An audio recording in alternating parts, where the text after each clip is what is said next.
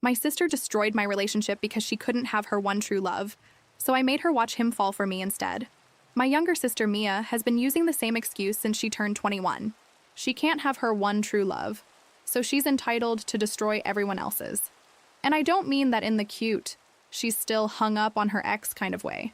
I mean it like, if you're happy, she'll find a way to make you miserable, then blame it on her tragic love story, the one true love. Some guy named Ethan she met at a college party 4 years ago. They hooked up once, he never called, and somehow that became her origin story for being a piece of shit. It started with her best friend since kindergarten, Jess. One weekend, Mia stayed over at Jess's place, and by Monday, Jess's boyfriend was sending Mia good morning texts. When Jess found them together in her own bed, Mia actually said, "You don't understand what it's like to lose your soulmate." Jess never spoke to her again. Then came our cousin's engagement party. Mia showed up in a dress that cost more than my rent, got wine drunk, and cornered the groom in the bathroom. His exact words later, she kept saying I reminded her of someone special. Thank God he pushed her off and told his fiancé immediately. But Mia? She cried to our parents about how seeing happy couples triggered her trauma. Mom bought her a spa weekend to help her heal. By the time I met Ryan, I knew the drill. I kept him away from family dinners, deleted Mia from my social media, and told him my sister was going through something and needed space. For 2 years, it worked. We got engaged last spring. Small ceremony planned, nothing fancy, just us and close friends. I made one mistake, though. I mentioned it at Mom's birthday dinner. Mia's eyes lit up like Christmas came early. "I'm so happy for you," she said while hugging me. "When do I get to meet him?" A week later, Ryan showed me his phone laughing. "Your sister found me on Instagram with some fake account. Look at these messages." We read them together, mocking her desperation, and then he promised to block her. Well, 3 weeks before my wedding, I had the flu. Bad. Ryan was supposed to be at his brother's golf tournament for the day, but my friend lived near Mia's apartment complex and texted me to come over since I was already at my sister's. What? She said she'd seen Ryan's Tesla in the visitor spot. My chest went cold. I drove over, fever and all, and used the spare key Mia had given me for emergencies. I found them on her couch, her head in his lap, his hand in her hair, both half-dressed. She looked up at me with those fake tears already forming. "I'm so sorry," she whispered. "He just reminds me so much of Ethan," and I stormed out. He didn't even try to save what we had. That's when I decided she'd learn what losing really feels like. See, Ethan wasn't some mystery man who just vanished. We'd actually been following each other on Instagram for 3 years. We had mutual friends from college, the occasional like on each other's posts, but never really talked. He lived 3 hours away, worked as a physical therapist, and posted videos of his golden retriever. So I split into his DMs with a simple message. "Hey, this is weird, but my sister had a thing for you in college and just ruined my wedding. Want to help me ruin her life?" He responded in 12 minutes. "Mia, the girl who showed up at my mom's house? I'm in." Turns out she'd driven to his hometown, introduced herself to Ethan's mother as if she were an old acquaintance, telling a distorted story about how he was the love of her life, how they had been separated by circumstances. His poor mother believed it. She invited Mia for tea, they took selfies together, and she even posted saying, "Reuniting with my dear future mother-in-law." Ethan sent me everything, screenshots, videos, and even an audio of his mother saying, "She seemed so sincere, dear. I'm sorry if I caused any problems." That's when I knew. Mia wasn't going to stop. She didn't know how to love, only how to possess. And what she couldn't have, she destroyed. But this time, she didn't count on 2 things. That I was no longer that sister who let things slide, and that Ethan was willing to play the game. We planned every step. He would come visit me on the weekend of the family lunch. I hadn't spoken to Mia since I caught her with Ryan, but I knew she'd be there, because it was my father's birthday and no one ever missed the perfect family event. And me? I would show up with Ethan, holding hands, laughing, acting exactly how she dreamed of acting with him. On Friday, I picked up Ethan at the bus station. He was even more handsome in person. Charismatic, funny, gentle, the kind of man who shines effortlessly, the kind of man Mia couldn't manipulate, and he knew it. In the car, we rehearsed our lines, coordinated our gestures, and on Saturday, at 1 p.m., we parked in front of my parents' house. I walked in wearing a new dress, high heels, and a smile on my face. Ethan held my hand as if we'd been a couple in love for years. Mia was in the living room, laughing with my uncle when she saw us. Her laughter died in her throat. "Everyone," I announced, as if it were the most natural thing in the world. "This is Ethan." The name hit her like lightning. She went white, then red, then forced herself to smile as if it were funny. "Ethan," she said, forcing an awkward laugh. "Wow, what a coincidence." He smiled politely. "Hi, Mia. Good to see you again." That destroyed any control she still pretended to have. She stammered something, but I was already sitting down with him beside me, taking photos, posting stories. My every move was a blade to her vanity. During lunch, she tried to make conversation with him, reminisce about something from college that never actually existed. But Ethan made sure to look at me the whole time, call me love, put his arm around my shoulders. And every time he did that, Mia pressed her lips together as if she were swallowing glass shards. After the birthday toast, she finally couldn't take it. She locked herself in the bathroom. I followed her. I knocked on the door until she opened it. "What do you want now?" she asked with smeared makeup and a pleading look. "Just came to see if you're okay," I replied with fake concern. "After all, it must be hard to see a soulmate in your sister's arms, right? You're doing this just to hurt me, and you destroyed my engagement just because you couldn't stand to see me happy. So no, Mia, this here is just justice." "He was mine," she screamed, punching the wall. "I saw him first. I felt it first." "No, Mia, you saw him once, and he never wanted you. You invented a love story in your head and used that as an excuse to be cruel to everyone around you. But now, you're going to sit and watch him love me. Because unlike you, I didn't have to beg." She collapsed on the floor, crying loudly. Mom knocked on the door, asking if everything was okay. I opened it and walked out with my head held high. I went back to the living room and sat next to Ethan. He kissed my forehead and whispered, "She's going to lose it even more. Are you ready?" I smiled. I've never been more ready. The next day, the repercussions were already visible. Mom called me early, asking for empathy. She said Mia had spent the entire night crying, that she was fragile, and that I should have avoided provoking her. "Provoking?" I asked, laughing humorlessly. "You think showing up with my boyfriend at a family gathering is provoking? Or is it that Mia just can't stand to see anyone happy without her being the center of attention?" She sighed on the other end of the line, as if I were the problem. "Honey, your sister has a sensitive heart. She gets attached easily." "Sensitive?" I interrupted. "Mom, she slept with my fiancé. She destroyed my wedding, and you're worried about her feelings?" I was feverish, alone at home, and she was lying with him on the couch, remembering Ethan. "You're not going to flip this around. Look, let's talk another day." And she hung up. At that moment, I realized no one there was going to defend me. The whole family always treated Mia like a broken ornament, but they forget she also has claws. She always had them. Only now, those claws were turned on herself. On Monday, Ethan was still in town. I decided to take him to brunch with some of my friends, those who knew everything Mia had been up to since high school. He was a showstopper. Polite, gentle, charismatic, and completely devoted to me. The girls exchanged glances, enchanted. Some even whispered things like, "This revenge is too beautiful." But the best part came in the afternoon. Ethan posted a photo of us on Instagram. The two of us hugging in a park, simple caption, "Sometimes love appears when you least expect it." The comments started discreetly. A cousin, a former classmate, heart emojis, but then Mia showed up. Kmia.soulmate commented, "This is disgusting. You know what he means to me." Ethan liked her comment and replied, with surgical precision, "We hooked up once, Mia. Once. And you followed me down the street the next day. That's not love, it's obsession." Boom. In less than an hour, the post became a topic in our social circles. People who had known Mia since high school started commenting things like, "Finally, someone said it." I always thought the way she talked about him was strange. Karma exists.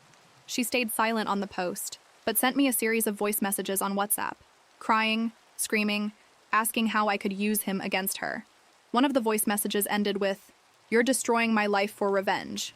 I replied with a simple text, "No, I'm just showing how to rebuild after being destroyed, something you never knew how to do." And then, without any ceremony, I blocked her. But I still wasn't finished. Not yet. I knew she wouldn't let it go easily. And sure enough, on Thursday night, I got a notification. Mia had made a post on Instagram, a selfie with a crying face, swollen eyes, that low bedroom lighting. And the caption, "It's hard to see your sister steal the man you love. Laugh at your pain and be applauded for it." I'm not perfect, but no one deserves this. Over 1,000 likes. People commenting, "Stay strong, take care. You'll get through this." And what hurt the most? Some people close to me reposted it. The next morning, I went to my parents' house. Mom answered the door, surprised. "What are you doing here?" "I came to talk with everyone." I walked in. Dad was in the living room. Mia came down the stairs as if she were at a funeral, in sweatpants, hair tied back, that "I'm the victim" face. "Did something happen?" she asked, almost sweetly. "Something did happen. Enough of you manipulating everyone and coming out like you're the poor victim." I stopped in the center of the living room, looked at both of them. "Mom, Dad, did you see the post? Do you really think it's fair? Do you remember who destroyed whose engagement?" "Honey, this isn't how you solve..." Mom tried. "No, now you're going to listen." I turned to Mia. "You seduced Ryan. You stabbed me in the back. You said sorry with fake tears and thought you'd continue being the family princess. But now the tables have turned. Now you're the one on the ground, crying. And no one's going to save you this time. Because it's not a sad post that will erase the screenshots, the voice messages, the testimonies. Everyone saw who you really are." The mask fell. Mia, she stayed silent, crying. Dad looked down. "I'm tired of being the forgotten daughter while you put on little shows. Enough. The stage is mine now. And the audience? They're on my side." I left without waiting for an answer. In the car, Ethan was behind the wheel, with the radio on and a coffee for me in the cup holder. "So?" he asked. "It was beautiful," I replied. "She finally saw that she has no control anymore." He smiled. "You know what? Getting revenge on her was more therapeutic than I imagined." "Yeah. And you know what's better?" "What?" "Part 2 is still coming." Part 2 began with an invitation. The launch party for my friend Andre's new restaurant, a chef known around here, with local influencer presence and lots of social media coverage. Mia, of course, was obsessed with this type of event. She always pretended to have a life she didn't. Posted photos in store mirrors, pretending to own the clothes. Ordered expensive food to take photos and return it through the back door. That was it. Appearances. But this time she wasn't on the list. I was. And so was Ethan. We arrived on the right foot. Literally. The entrance photographer stopped us to take photos, and one of them appeared on a city events profile with the caption, "Couple of the moment. Melissa and Ethan steal the scene at the opening night." Mia saw that the next day. Of course.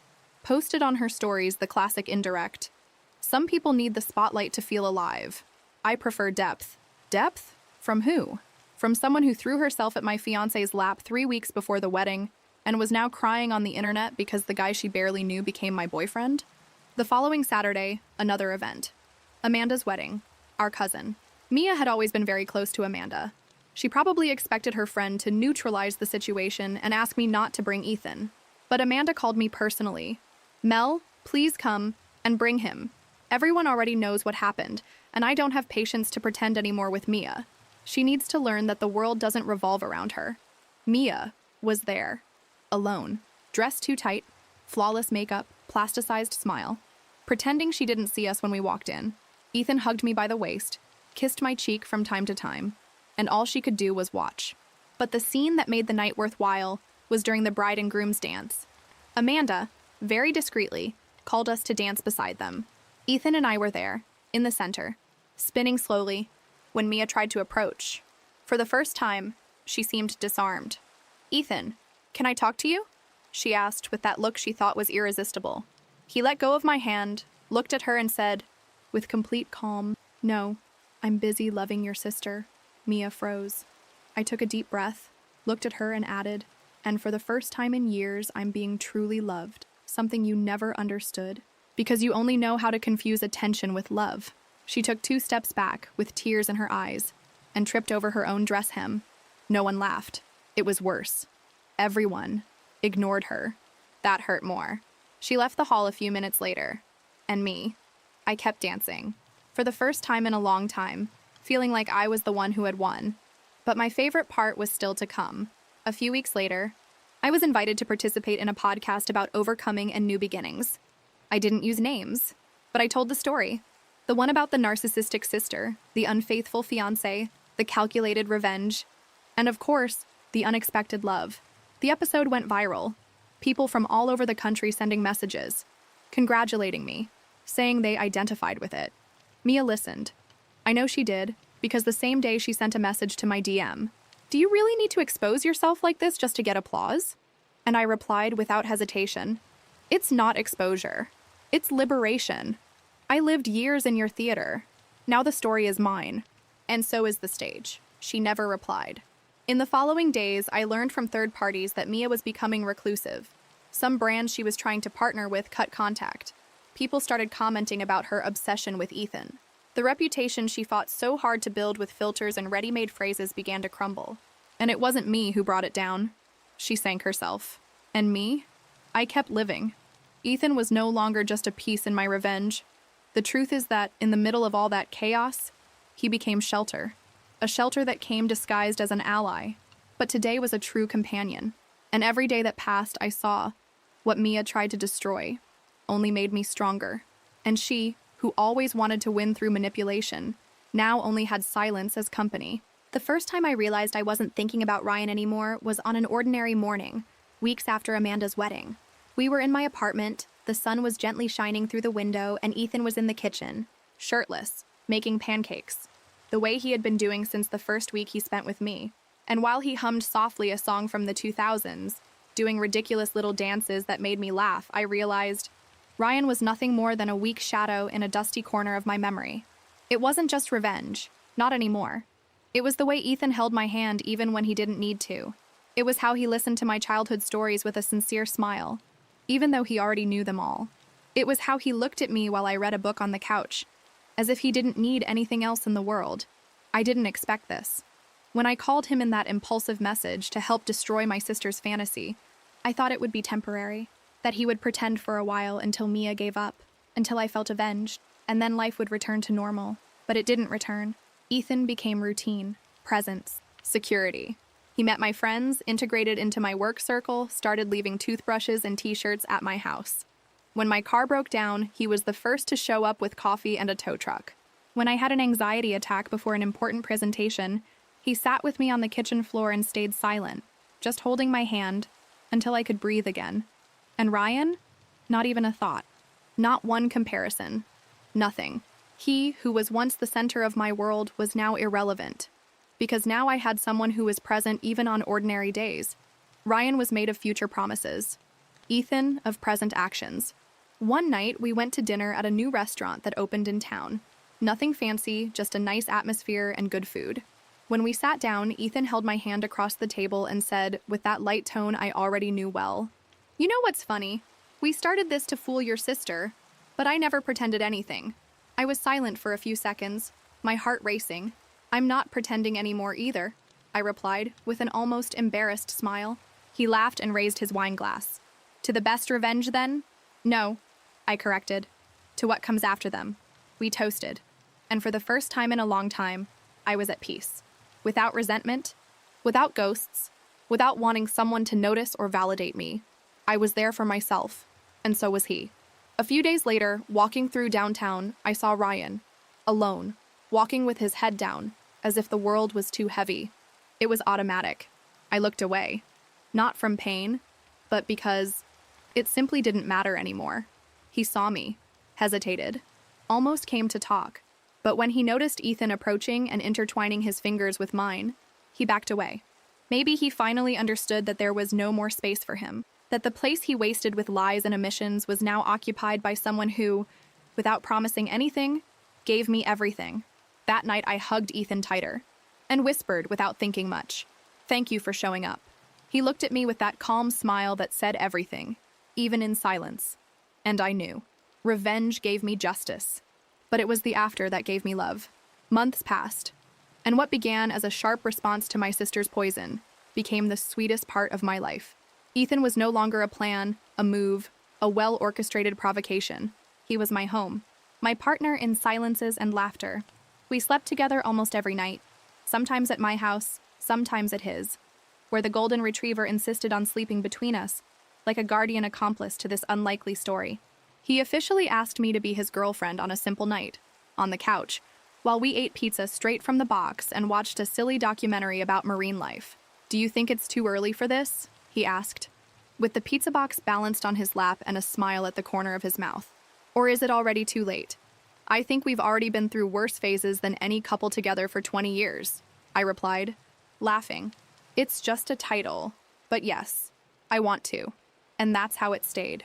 We didn't talk about Mia anymore. She disappeared from conversations, from social media, from messages. She blocked Ethan on everything, even though he never sought contact. She told acquaintances that she would never forgive me, that I had stolen the love of her life just to rub in her face what she couldn't have. She didn't bother to admit that she destroyed my wedding before all of this. But you know what? I didn't care anymore. At first, I thought I would care, that I would keep dwelling on the fact that she didn't acknowledge her own guilt, that I would beg for an apology that never came. But the truth is that the freedom I felt when I stopped wanting Mia's approval was the greatest gift that whole chaos gave me. She didn't forgive me. She didn't come to my birthday.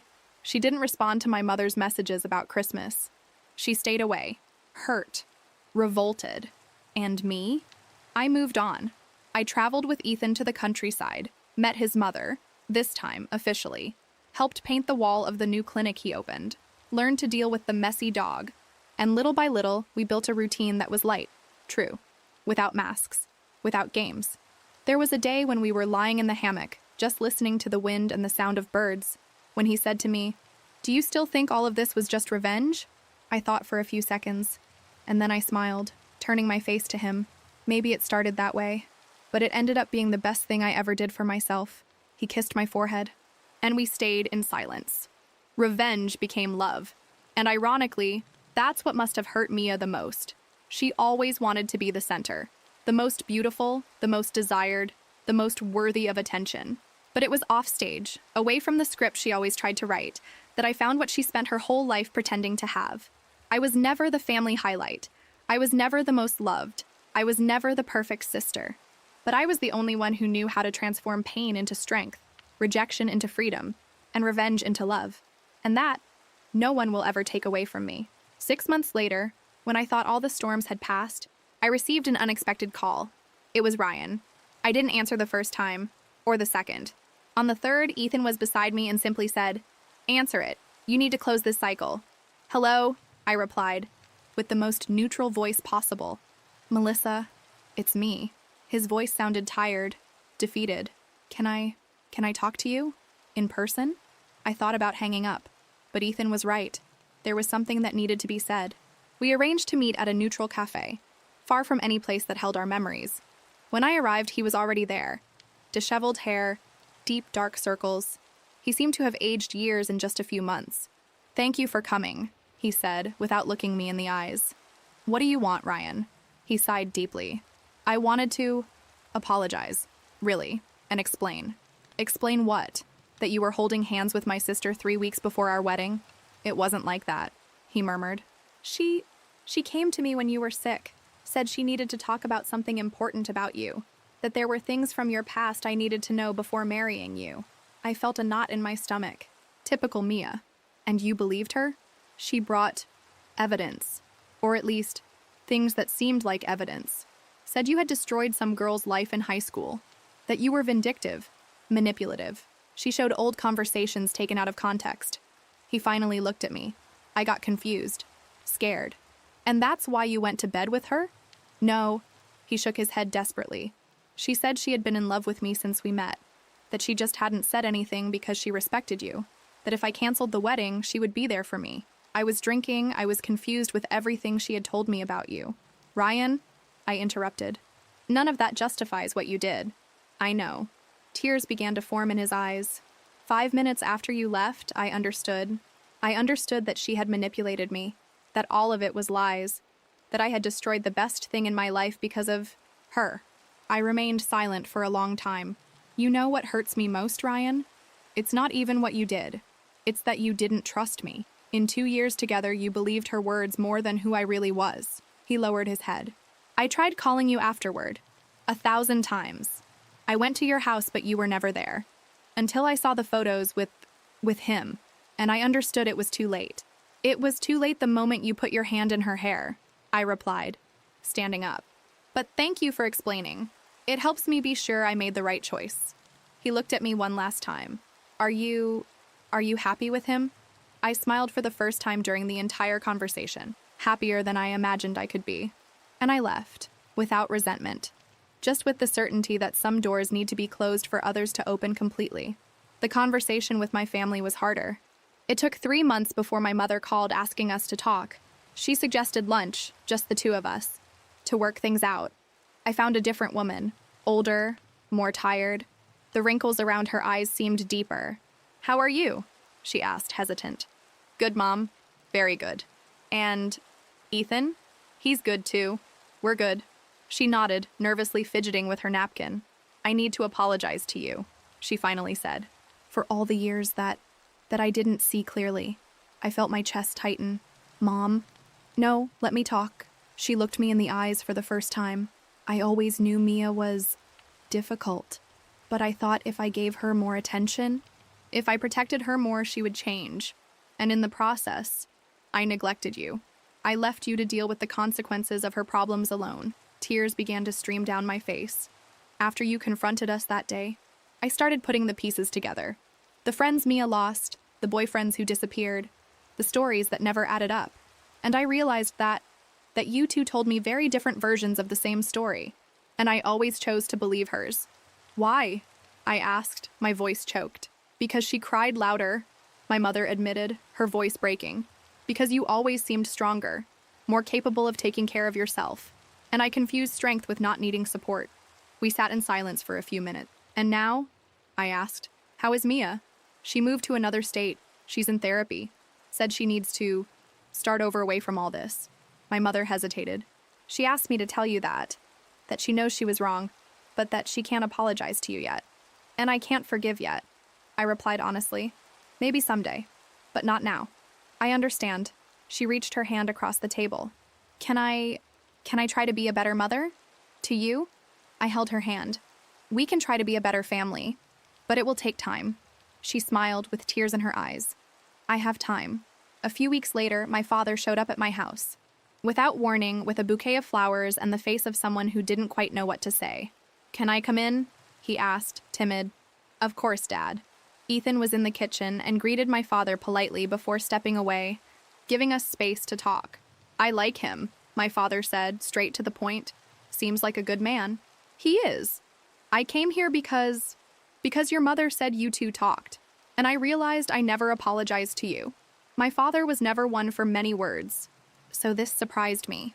I always knew Mia was problematic," he continued, "but I thought it wasn't my problem, that it was women's business, that your mother would solve it.